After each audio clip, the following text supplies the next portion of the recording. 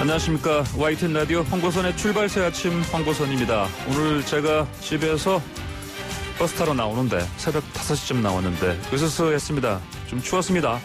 서울 아침 기온 실제로 오늘 9도, 어제보다 뚝 떨어졌습니다. 그런데 오늘 낮에는 20도 안팎까지 올라가죠. 일교차가 10도 안팎으로 크게 벌어지니까 환절기 건강 유의하셔야겠습니다. 자, 사회적 거리두기 어제 0시부터 1단계로 완화됐었는데 확진자가 97명으로 전날보다 39명 늘었습니다.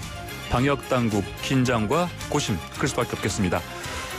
일본에서는 코로나19가 한창인 올해 상반기 고령자 사망자 수가 줄었습니다. 코로나19 방역이 독감 등 다른 전염병 발생을 줄인 이른바 코로나의 역설 같습니다. 오늘 4부에서 이 사안 짚어보고요. 또 2분 앞에서 말장난 하면 안 됩니다. 말장난 하지 마세요라고 부르짖은 류호정 정의당 의원과 직접 국정감사에 대해서 이야기 나눠보겠습니다. 그리고 김남국 의원과 박수영 의원의 정치대담 코너, 새 코너도 잠시 뒤 곧바로 청취자 여러분과 만납니다. 2020년 10월 13일 화요일 YTN 라디오 황보선의 출발새 아침 힘차게 출발합니다. 출발새 아침 브리핑으로 시작합니다. 사회적 거리두기 1단계 전환 첫날인 어제 코로나19 신규 확진자는 98명을 기록했습니다. 지역 발생과 해외 유입 감염이 동시에 증가하면서 세 자릿수에 육박했습니다. 문재인 대통령이 사회적 거리두기 1단계 완화는 방역 통제 자신감에 근거한 결정이라고 설명했습니다. 방역과 동시에 경제 회복에서도 확실한 성과를 내겠다는 점도 강조했습니다. 라임 옵티머스 사태가 국회 국정감사에서 새로운 뇌관으로 떠올랐습니다. 국민의힘은 이 사건을 권력형 비리로 규정했고 더불어민주당은 거짓 주장에 대한 단호한 대응을 예고했습니다. 검찰이 텔레그램 대화방, N번방 운영자 갓갓 문형욱에게 무기징역을 구형했습니다. 아동 청소년의 성보호에 관한 법률 등 12개 혐의입니다. 다음 주부터 서울 지역 초등학교 1학년 학생들은 매일 학교에 가게 됩니다. 중학교 1학년도 매일 등교가 권장되는데 처음 입학한 학생들의 적응을 돕기 위해서입니다. 네, 오늘의 중요한 뉴스 요점 정리해 주시는 분이죠. 박철민 뉴스캐스터 함께합니다. 안녕하십니까? 안녕하세요. 박철민입니다. 자, 코로나19랑 먼저 짚어보죠. 네, 어제 0시 기준으로 코로나19 신규 확진자는 98명입니다. 지역 발생이 69명, 해외 유입은 29명이고요. 국내에서는 의료기관과 가족, 지인 모임 등을 고리로 한 집단 감염 여파가 이어졌고 해외 유입, 한국어 연수를 온 그 네팔인 11명이 무더기로 양성 판정을 받으면서 100명에 육박했습니다.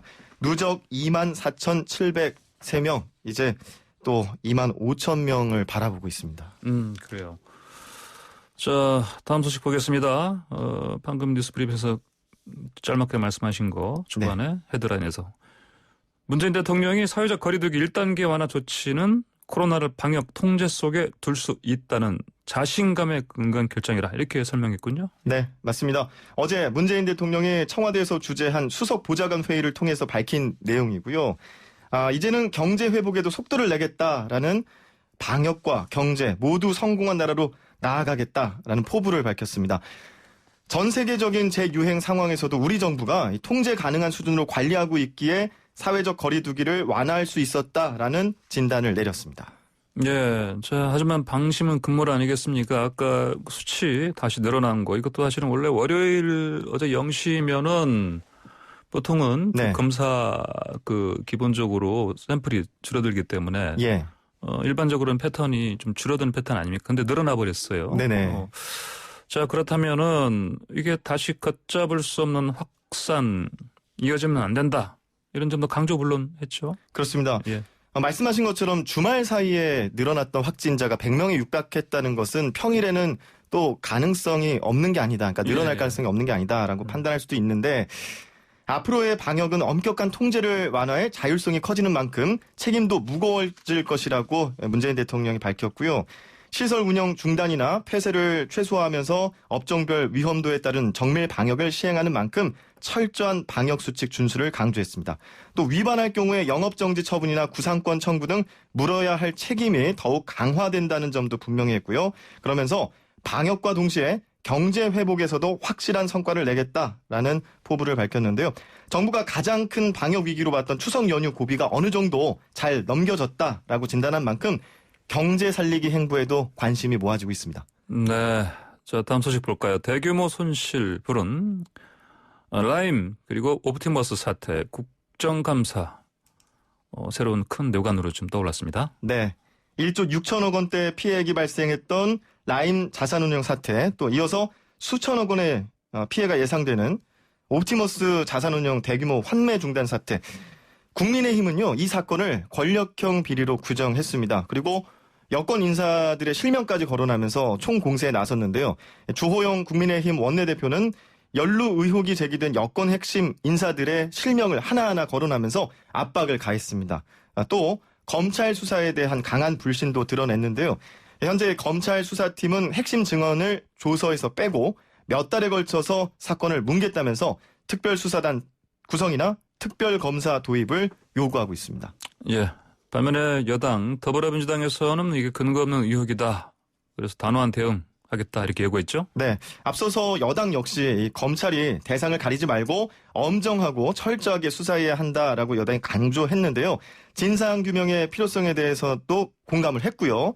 또 대규모 펀드 사기나 불안전 판매를 방지할 수 있는 법이나 제도의 개선을 주문하기도 했습니다. 하지만 이낙연 대표에 대한 의혹을 근거 없는 거짓 주장으로 간주하면서 단호한 대응을 예고했고요. 또 관련 논쟁, 오늘 예정된 금융감독원 국감에서도 이어질 전망인데요. 어떤 발언들이 오고 갈지 또 관심이 모아지고 있습니다. 자, 다음 소식 보죠. 검찰이 텔레그램 대화방, 엠번방을 운영하면서 성착취물 제작하고 배포한 혐의로 구속 기소된 갓갓 문영국에게 무기징역 구형했죠? 네, 구형입니다. 아직 재판은 남아있는데요. 예. 어제 열린 결심 공판에서 검찰은 피고인은 치밀하고 계획적으로 그리고 개인 욕망 충족을 위해 범행을 저질러서 다수 피해자가 발생했고 영상 유통으로 지속적인 피해를 끼쳤다고 구형 이유를 밝혔는데요. 아울러 보호 관찰과 전자장치 부착 명령 등 이런 명령을 내려줄 것을 재판부에 요청했습니다. 갓갓 문형욱은요. 아동 청소년 성보호에 관한 법률 위반 그리고 특수상해 등 12개 혐의를 적용해서 재판에 넘겨졌습니다. 검찰 조사에서 이 문형욱은 2017년 1월부터 올해 초까지 1275차례에 걸쳐서 아동 청소년 피해자 21명이 스스로 성착취물 영상물을 촬영하게 한 뒤에 이를 전송받아서 제작하고 소지한 것으로 드러났습니다. 참 이 사람 그 혐의들 참 충격적인데. 예. 또 있죠, 다른 것들? 네, 한두 가지가 아닙니다. 각각 문 씨. 2018년 11월부터 지난해 3월까지 여러 공범들과 성착취 영상을 만든 혐의도 있고요. 여기에서 또 지난해 2월부터 지난 1월까지 텔레그램 엠번방에 올린 성착취 영상이 모두 3,762개에 이르는 것으로 밝혔습니다. 그걸 어떻게 이 정도까지 만들었나 싶은데요. 검찰이 확인한 피해자만 39명에 이르고요. 문 씨는 성착취 영상물을 유포하겠다면서 피해자의 부모 3명을 협박한 혐의도 받고 있습니다. 검찰에 송치할 때 취재진의 질문에 대해서 문 씨가 죄를 뉘우치는 그런 발언도 했는데 또 재판이 어떻게 결정될지 여기도 관심이 모아지고 있습니다. 자, 마지막 소식 볼까요?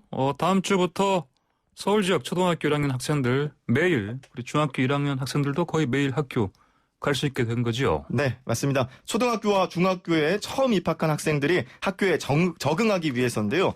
예를 들어서 초등학교 1, 2학년이 매일 등교를 하고 3학년에서 6학년은 주에서 2, 3회 정도 등교를 하거나 또 1학년이 매일 등교하고 2에서 6학년은 이틀에서 나흘 등교하는 방식으로 운영이 될 예정입니다. 또 네. 중학교 1학년 같은 경우에도 매일 등교하면서 2, 3학년이 교대로 등교하거나 뭐 번갈아 가면서 등교하는 방식으로 이뤄질 전망입니다. 예, 학부모들도 뭐 좀 반기는 소식 같습니다. 네, 서울교통경기 오늘 소식 자, 예. 여기까지만 드릴게요.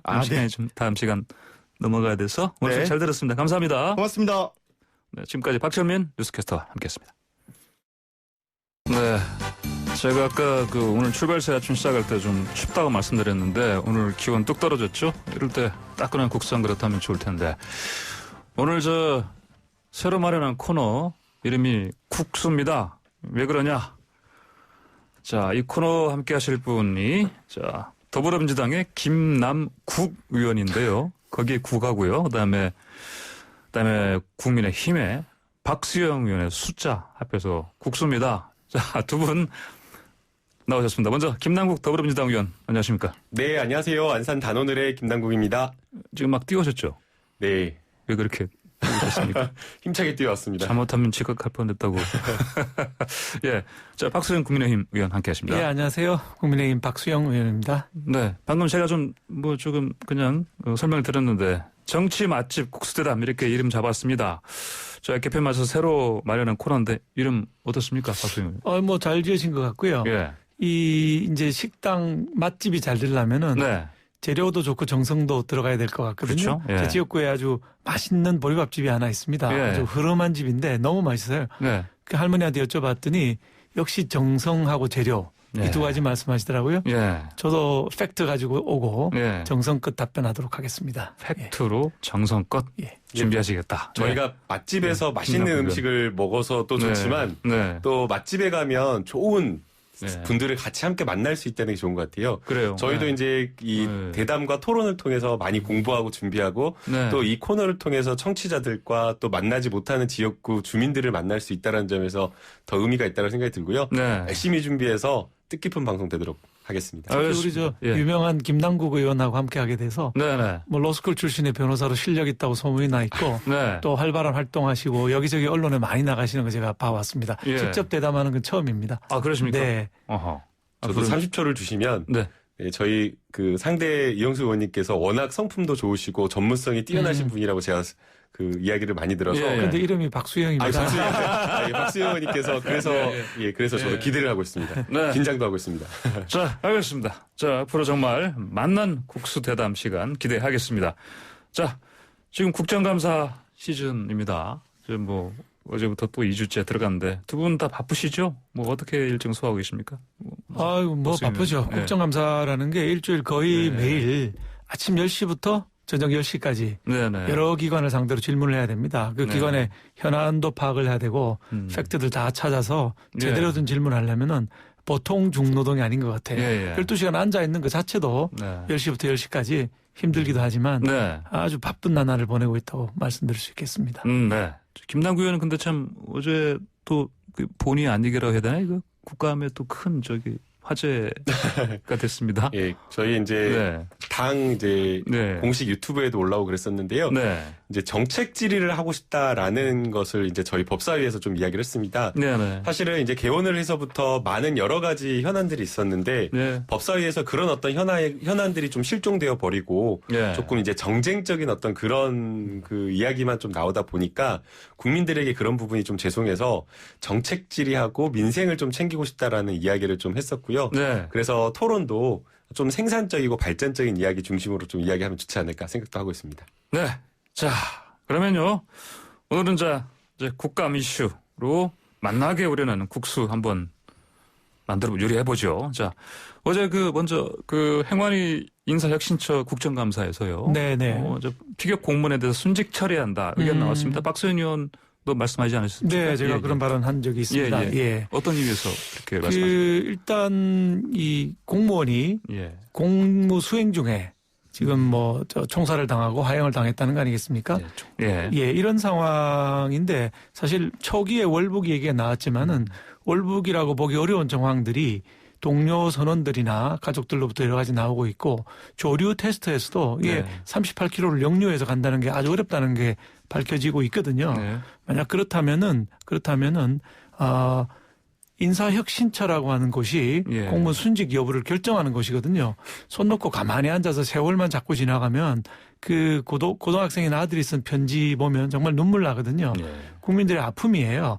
이런 아픔을 그 담당 부처가 다 정리 다 될까지 몇 년을 기다릴 게 아니라 빨리 적극적으로 나서서 팩트 파악을 하고 순직 여부를 결정해 주는 게 좋겠다. 적극적으로 노력해달라. 제가 이런 요구를 어제 인사혁신처장한테 했습니다. 예. 김남국 의원은 이 순직 처리해야 된다. 박수영 의원. 네, 원칙적으로 박수영 의원님과 마찬가지로 동의를 하고 있습니다. 다만 이제 공무원의 순직 처리라고 하는 것은 이 인사혁신처장님이 원하는 대로 이렇게 할 수 있는 것이 아니고 법률에 근거해서 할 수밖에 없거든요. 그리고 여기서 말하는 법률의 근거라고 하는 것은 순직 처리 요건에 맞아야 되는데 순직 처리 요건에 맞으려면 결국 가장 중요한 쟁점이 월북인이 아니냐를 좀 판단하는 부분인 것 같습니다. 그러나 이제 이 부분과 관련되어서는 인사혁신처에서 사실관계를 확정할 수 있는 문제는 아니고 결국에는 여러 기밀과 관련된 정보를 가지고 있는 국방부가 사실관계를 확인해서 정부에서 팩트를 체크를 해줘야 되는 부분이 있기 때문에 인사혁신처에서는 좀 한계가 있을 것으로 보이고요. 그럼에도 불구하고 의원님께서 말씀하신 대로 국민의 입장으로 봤을 때에는 정말 이 안타까운 어떤 공무원의 그 사망이기 때문에 이 부분에 대해서 한 점 의혹도 남기지 말고 명예를 회복하기 위해서라도 사실관계를 좀 낱낱이 공개하고 확인하는 게 필요하다고 보이고요. 더 나아가서 지금 이분 한 분의 문제는 아니라고 보입니다. 저도 이제 그 방송을 좀 준비하기 위해서 어제 이제 행안위 내용을 좀 찾아보니까요. 여러 가지 이제 공무상 그 순직 처리뿐만 아니라 공무상 제의를 당하신 분들도 있는데 신청 건수에 비해서 담당하는 공무원이 적다 보니까 처리 기간이 너무 늦는 겁니다. 당하시는 유가족이라든가 피해를 보시는 그런 어떤 분들 입장에서는 너무나 답답하실 것 같다는 생각이 듭니다. 그래서 이 부분도 담당 공무원을 좀 늘리든지 아니면 좀 그런 방법을 좀 찾아서 공무원분들이 순직 처리라든가 공무상 제의와 관련되어서 즉각 제때 보상받을 수 있도록 좀 저희가 정부가 좀 노력을 좀 해야 될 것 같습니다.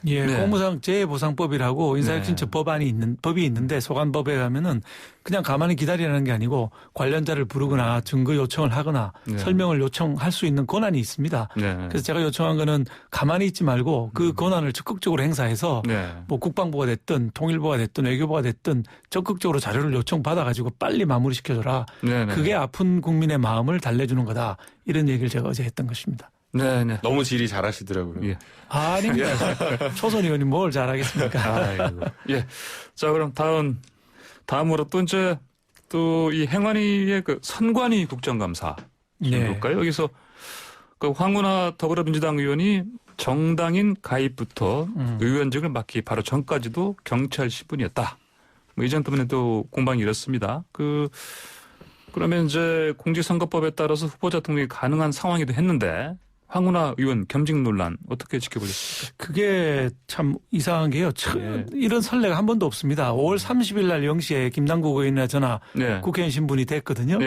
근데 바로 5월 29일 24시까지 공무원 신분을 갖고 있다가 그 다음날 바로 국회의원 신분이 된 거예요. 근데 이런 선례가 있느냐? 제가 이제 질의를 했더니 선례가 없다는 겁니다. 이런 선례도 없는데 그러면 어떻게 이런 일이 만들어졌느냐? 법 해석의 잘못이라고 생각합니다. 공직선거법 53조 4항에 사직원을 제출하면 기관장이 사직 처리를 하지 않더라도 정당 활동을 할 수 있도록 이렇게 지금 규정이 되어 있습니다. 바로 그 53조 4항 때문에 문제가 된 것인데 53조 4항은 1항, 2항, 3항 다음에 나오는데 1항, 2항, 3항이 뭐냐. 90일 전에 그만둬야 되는 경우, 30일 전에 그만둬야 되는 경우, 후보 등록일 하루 전날까지 그만둬야 되는 경우를 규정하고 있는 것이거든요. 근데 53조 말고 52조를 보면 자, 후보가 한 사람 나가려고 그러면 90일 전에 그만둬야 되는데 120일 전에 그만두고 싶단 말이에요. 빨리 후보가 나가서 활동하고 싶잖아요.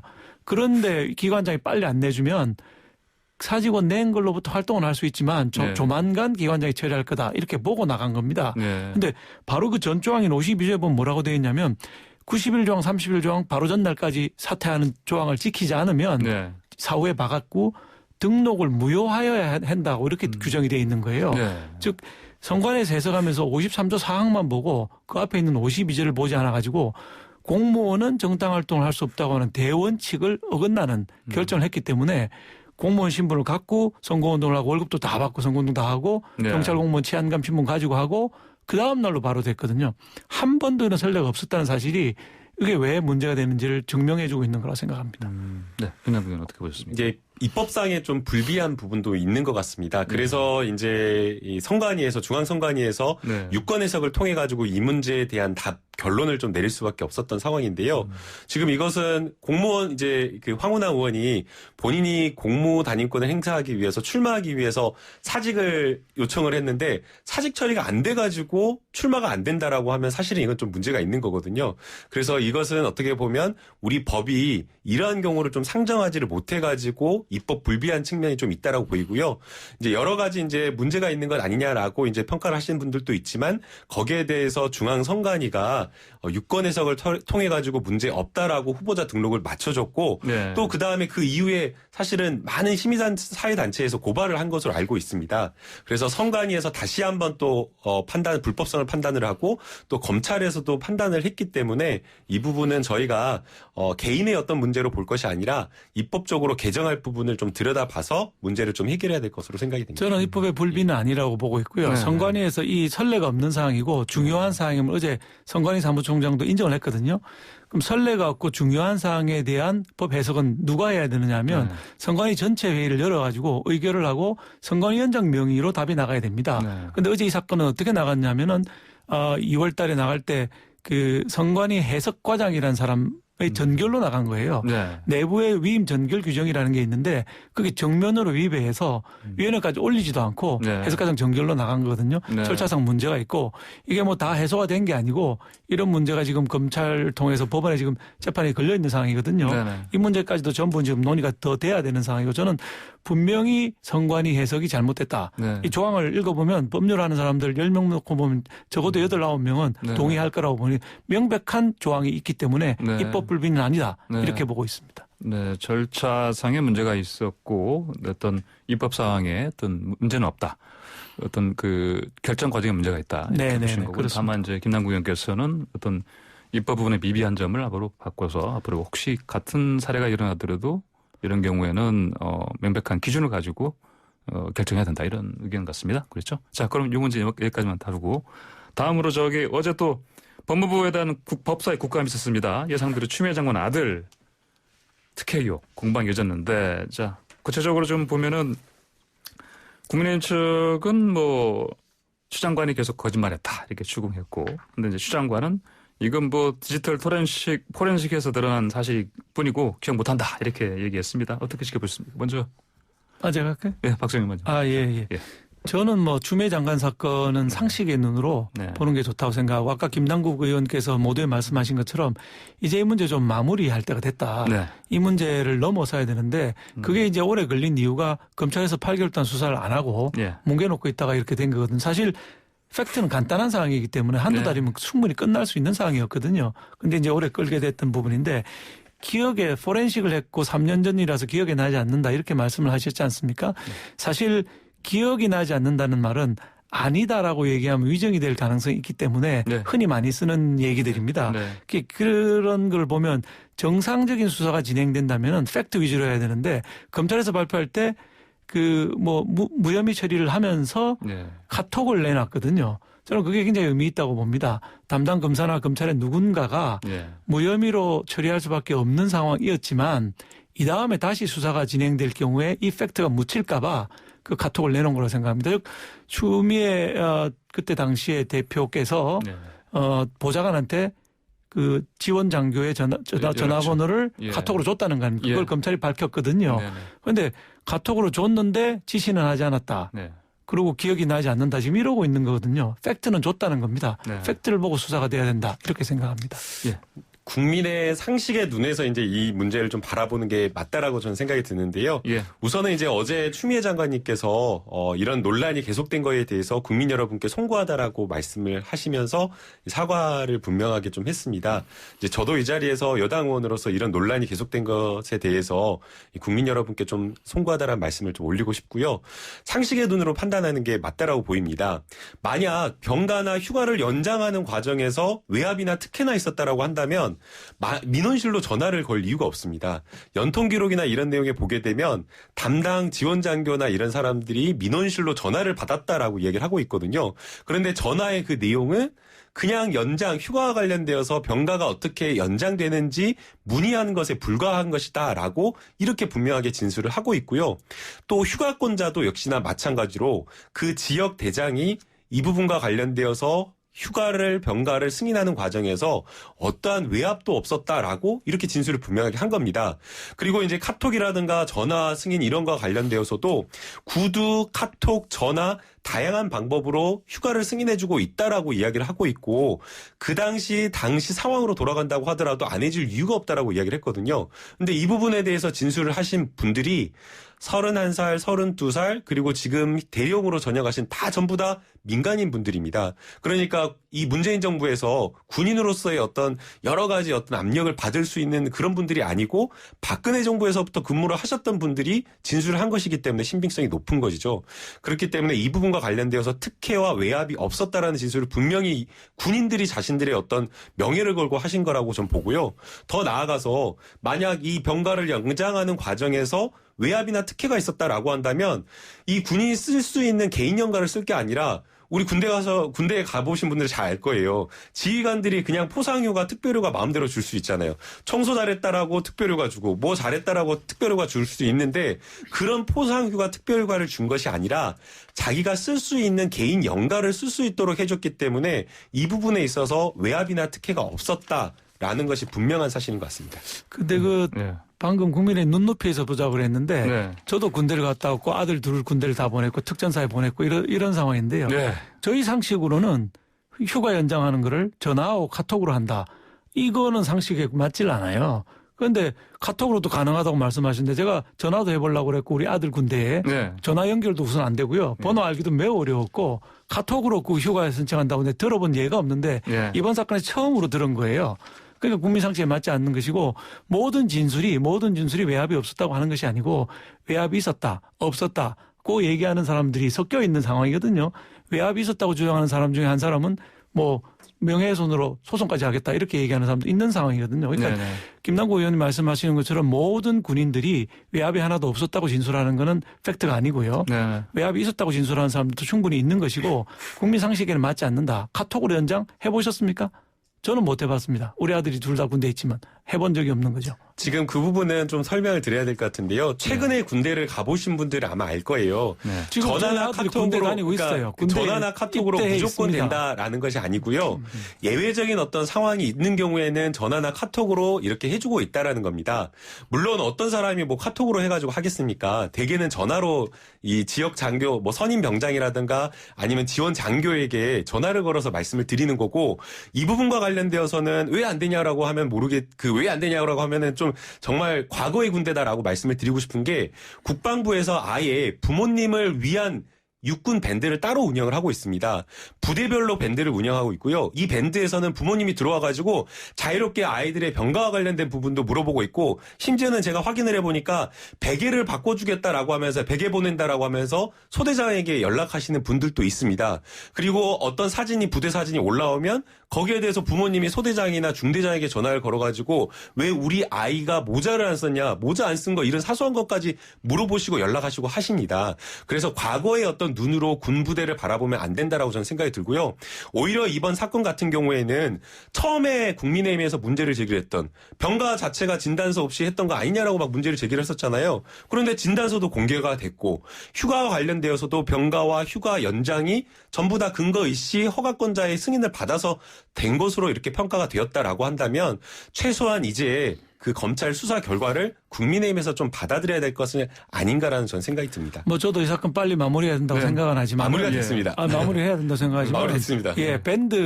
밴드에 올라가서 군에 있는 자식들한테 뭐 베개 보내주고 이런 건하고 휴가를 나왔다가 복귀하지 않았다가 이게 뭐 카톡으로 할 수 있다. 이거하고는 전혀 차원이 다른 문제라고 생각합니다. 군대 보내보셨습니까? 저는 아들 둘 보냈고 지금 특전사에 복무하고 있는데 한 번도 이런 걸 카톡으로 하거나 해본 적이 없어요. 지금 의원님께서 자신의 자녀를 못했다라고 해서 그런 일이 없다라고 단정할 것은 아니고요.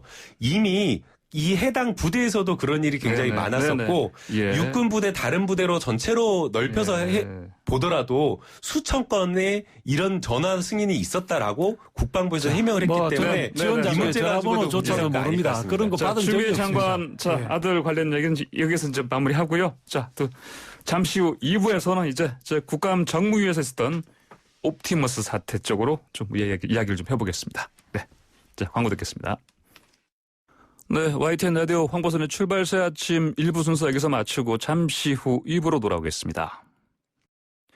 네, YTN 라디오 황보선의 출발새 아침 2부 시작했습니다. 자, 정치 맛집 국수 대담에서 더불어민주당 김남국 의원, 국민의힘 박수영 의원과 함께하고 있습니다. 자, 정치 맛집, 자, 국수담 2부 주제. 아까 미리 예고드린 대로 옵티머스 얘기 좀 나누기 전에요. 먼저, 어제 법사위 법무부 국감에서 나경원 전 의원에 대한 수사도 지금 뭐 국감을 앞두고 면피성 진행되고 있다. 시작이 나왔습니다. 또 추장관이 또 이례적으로 수사 상황을 또 밝히기도 했고요. 자, 이 사건 수사 이렇게 좀, 이것도 시간이 좀 많이 걸리는데, 이거 왜 이렇게 된 거라고 보십니까? 글쎄, 뭐, 이게 검찰에서 빨리 털 수 있는 사건을 예. 오래 질질 끌고 갖고 있으면서 네. 그때 물타기용 카드로 쓰고 있는 거 아닌가 이런 의혹을 갖고 있습니다. 빨리 좀 마무리했으면 좋겠습니다. 예, 물타기용 카드로 쓰고 있는데 빨리 좀 마무리했으면 좋겠다. 이게 참 이상한 사건인데요. 예. 지난해 나경원 전 의원에 대해서 13차례 시민사회단체에서 고발이 있었는데 네. 고발 내용이나 이런 것들을 보면 굉장히 어떻게 보면 혐의 내용 자체가 국민적 공분을 살 만한 내용들이었습니다. 그런데 이 부분에 대해서 거의 13차례 이렇게 고발이 됐는데도 불구하고 예. 수개월 동안 아예 고발인 조사 자체를 하지 않고 있었거든요. 예. 그리고 피의자인 그 나경원 전 의원에 대해서는 소환조사조차 하지 않고 압수수색도 올해 들어서 이제서야 이제 압수수색을 했는데 압수수색 영장을 청구를 했는데 전부 다 기각이 된 겁니다. 네. 이렇게 전부 다 기각이 된 것은 제가 이제 그 자료를 좀 받아보니까 1%밖에 되질 않더라고요. 그래서 이러한 어떤 나경원 전 의원에 대한 수사가 되지를 않고 있었던 거. 지난해 같은 경우에 조국 전 장관 같은 경우에는 고발인 조사하지도 않았는데 압수수색 영장이 70곳이나 나와가지고 논란이 됐었는데 네. 똑같은 문제, 비슷한 문제에 대해서 왜 이렇게 수사의 진척 속도가 달랐던 거냐.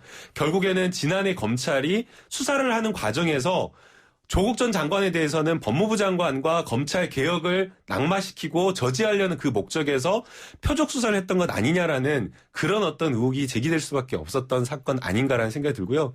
그래서 이제 어제 이제 그 법사위에서 신동근 의원이 나경원 전 의원에 대해서 정의, 법과 원칙에 따른 수사가 진행돼야 된다라고 하면서 네. 질의가 계속됐던 것 같습니다. 뭐 신동근 의원은 평소에 늘 나경원 의원 저격수로 활동했던 분이고요. 이 사건은 아주 간단하거든요. 빨리 수사하고 빨리 뭐 종결 처리하면 됩니다. 네. 그리고 뭐 시민단체가 13곳이 됐던 20곳이 됐던 비슷비슷한 단체에서 비슷비슷한 내용을 한 것이고요. 네네. 검찰이 수사하고 빨리 종결 처리하면 될 걸 가지고 네. 시간만 질질 끌고 있는 것이죠. 예. 빨리 좀 지지부진하지 말고 빨리 수사해라. 이런 말씀이십니다. 자, 본격 국수단 2부 주제 들어갈게요. 자, 어제 정무위 금융위원회 국정감사에서 옵티머스 사태 뜨거운 쟁점이 됐는데 여권 인사들이 뭐 연관이 있다 이런 뭐 문건이 나왔다 이런 보도가 또 나오기도 했었고요. 네네. 자, 뭐 추미애 법무부 장관은 뭐 근데 이런 문건 이게 내부 문건이라서 이게 뭐 이건 가짜다 또 얘기하셨고 또 금감원 조사에 대한 뭐 허위 문건이라는데 뭐 신빙성 있다 보시는지 혹시 이 문건 자체에서 일단 얘기를 해보시죠. 아, 예. 예. 이거는 뭐 문건은 신빙성 여부를 우리 국회의원들이 판단할 수는 없습니다. 네. 수사하는 쪽에서 문건을 어디서 입수한 것인지 조작된 여부가 있는 것인지 수사를 해봐야 하는 것이고요. 예. 내용은 뭐 언론을 통해서 많이 알려졌습니다만은 뭐 청와대 실세를 포함한 뭐 20여 명의 실명이 거론되고 뭐 내분이 쪼고 간 정황이 나오고 뭐 이런 것이죠. 그래서 이거는 문건이 조작 여부를 물으셨는데 그건 뭐 저희가 국회의원들이 판단할 수 있는 사항은 아니라고 생각합니다. 검찰에서 제대로 수사해 줘야 될 거라고 봅니다. 법무부 장관이 이제 가짜라고 얘기를 해서 우선은 이제 팩트 체크를 하면요. 네. 언론 보도에서 이제 기사 검색해 보면 아시겠지만 이미 여기에 누구 어떤 이름이 들어간 실명은 나와 있지 않다라고 그것은 언론 보도, 국민일보나 중앙일보 저는 중앙일보 단독에서 봤는데 실명은 거론되지 않고요. 추정되는 사람들 이름만 막 자기들끼리 이렇게 하는 거기 때문에 이 부분은 좀 확인이 좀 필요할 것 같고요. 그다음에 이제 왜 이게 그 문건의 신빙성이 없다라고 이제 판단한지 이 부분을 좀 저희가 짚을 필요는 있다라고 보입니다. 해당 작성된 문건의 진위 여부를 좀 따지려면 사실은 그 팩트를 확인하는 게 제일 우선이겠지만 팩트 확인하기 이전에 작성자가 누구인지 그리고 이 문건이 어떤 목적으로 작성되었는지 그리고 어떤 상황에서 작성되는지 이런 것들을 확인하는 것이 이 문건의 신빙성을 뒷받침하는 것이라고 저는 생각이 되는데요. 왜 이제 법무부 장관과 검찰에서 이 문건의 신빙성이 없다라고 판단을 했는지 제가 좀 확인을 해보니까 문건이 작성된 시점 때문에 그렇게 판단을 했던 것 같습니다. 시점이요? 예, 작성된 시점이 검찰 수사와 그 금융감독원의 조사가 이루어진 한 5월 이후에 작성이 되다 보니까 결국에는 이 조사나 이런 수사를 대비해가지고 자기네들이 그냥 내부적으로 이렇게 협의해가지고 만든 겁니다. 그러다 보니 이게 문건 자체가 신빙성이 좀 떨어진다 본 것이고요.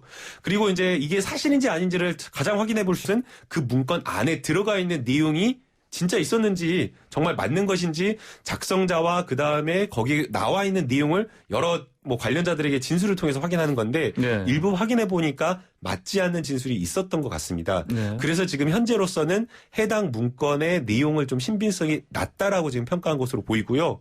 그럼에도 불구하고 이게 정말 피해자가 너무나 많은 사건이고 네. 정말 서민들이 피해를 보는 사건이기 때문에 낱낱이 투명하게 법과 원칙에 따라서 철저하게 수사하는 게 필요하다 봅니다. 그렇습니다. 이게 옵티머스라는 게 그 100만 원, 200만 원, 뭐 1000만 원 낸 사람들 1000여 명으로부터 5천억 가까운 돈을 모았다가 다 날리고 환매가 안 되는 거거든요. 그럼 5천억 돈도 어디로 다 갔느냐. 이 서민들의 아픈 마음이 들어있는 펀드 사건입니다.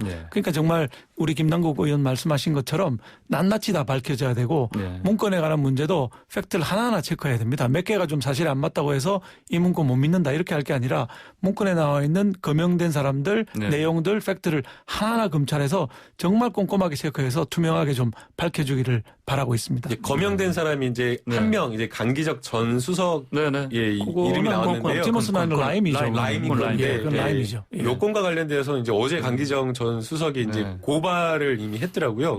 이제 고발한 이유는 이미 이것에 대해서 검찰이 수사를 했고 그 다음에 중간에 전달했다라고 사람이 아니다라고 분명히 확실하게 이야기를 했는데 막 이제 언론에 이제 마치 보도가 된 것처럼 중간에 전달한 사람 아니라고 얘기한 적이 없죠. 또 호텔에서 5천만 원이던 뭐 저 가방을 전달하는 것이 호텔 CCTV 찍혔다는 것이고 중간에 전달한 이모 대표 광주 MBC 사장하시던 그분은 전달했다고 얘기를 한 거 아닙니까? 아니요, 전달 안 했다라고 얘기했답니다. CCTV에 찍혔는데 안 했다라고 진술을 했기 때문에 자기가 중간에 수사가 하지 자기가 중간에 5천만 원 가져갔다 이런 얘기인가요? 사고가 났는지는 그건 수사를 통해서 밝혀져야겠지만 확실하게 그 부분에 대해서 전달하지 않았다라고 지금 이야기가 됐기 때문에 그 부분 그렇기 때문에 기소가 되지 않았다. 어제 언론 보도는 전달을 했고 그 자리에서 뭐 김상조 실장한테 전화한 것까지도 얘기했다 이렇게 보도가 났던데 아닙니다. 전달하지 않았다는 거기 보도가 때문에 사실이 아닌가요?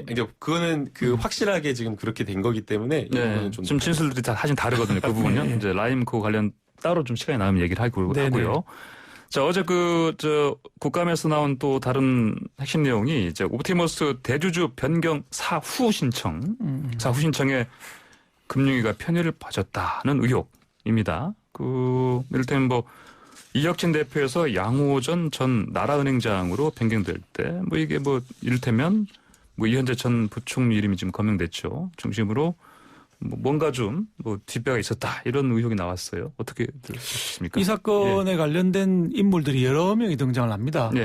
이미 구속된 윤 변호사의 부인은 이모 행정관, 청와대 민정수석실에 9.8%의 옵티머스 지분을 갖고 있다가 차명 전환을 했던 건이고요. 이 건하고 이제 방금 말씀하신 대주주 변경 문제, 이건 녹취록이 어제 나오지 않았습니까? 국회에서. 그래서 금감원 직원이 1층까지 내려와서 그 서류를 받아갈 테니까 5시까지 꼭 오시라 이렇게 통화한 게 됐거든요.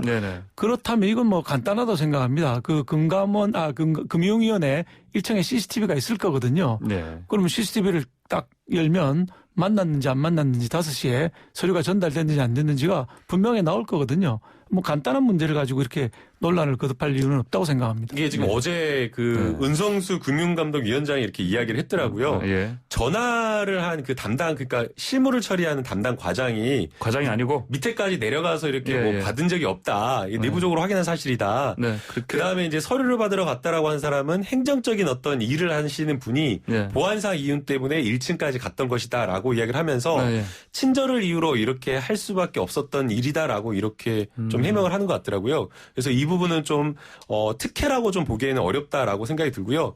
저도 지금 국회의원회관에 손님이 찾아오면 기본적으로는 엘리베이터까지 배웅하고 마중 나가는 것을 전제로 하고 있고 또 덜 바쁘면은 어떨 때는 의원회관 2층에 입구까지도 가기도 하고 또 덜 바쁘고 좀 산책해야겠다라고 하면 정문까지 나가는 경우도 있거든요. 그래서 이게 1층까지 서류 받으러 나갔다라는 것만으로 특혜다, 의혹이다 이렇게 보기에는 좀 어렵지 않나 생각이 듭니다. 오늘 아침 신문에는 1층에 내려간 것 넘어서 여러 가지 또 컨설팅에 가까운 얘기를 해주는 녹취록들이 오늘 아침 신문에 특종으로 보도가 되기도 했었습니다. 그것도 저는 문제가 있다고 보이는데요. 왜냐면요. 우리가 어떤 뭔가 허가나 이렇게 설립을 받고 이렇게 할 때에 관계 공무원과 충분하게 설명하고 이야기를 들어요. 근데 이 부분과 관련되어서 공무원이 설명해 준 걸 가지고 막 컨설팅 해줬다라고 해버리면 이제 다른 시각에서 보면은 뭘 설명을 해달라고 했는데 공무원이 설명을 못 해주게 돼버리는 그런 문제가 또 발생하기 때문에 컨설팅한 단어는 언론에 쓴 게 아니라 공무원이 쓴 단어예요. 기사로 이렇게 해버리기 때문에. 두 의원님 지금 국수 대담이 어느새 시간이 다 지나가 버렸어요. 아, 그렇습니까? 마무리해야 됩니다. 이런. 네. 자, 첫 국수 대담 시간 소감도 듣고 싶은데 이쯤에서 마무리하고요. 뭐 다음 주에 더 열띤 또 토론 또 하죠, 뭐. 예. 자, 오늘 말씀 잘 들었습니다, 두 분. 예, 감사합니다. 네, 지금까지 김남국 더불어민주당 의원, 박수영 국민의힘 의원이었습니다. 네, YTN 라디오 황보선의 출발새 아침 8시 정각하게 돌아오겠습니다.